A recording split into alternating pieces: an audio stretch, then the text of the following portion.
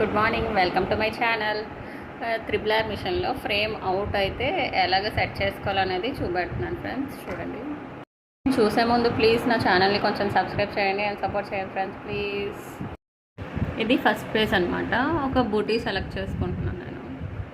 And fourth ఆప్షన్లోకి వెళ్ళి ఆ బూటీ అనేది చూడండి సెంటర్కి పెట్టుకుంటున్నా, ఆ డాట్ దగ్గరికి.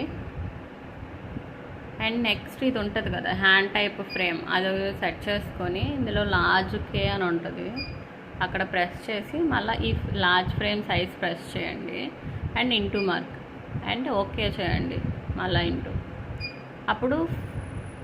అప్పుడు ఫ్రేమ్ అనేది దానికి ఏది వేసుకున్నా కరెక్ట్ ఫ్రేమ్లో ఉంటుంది.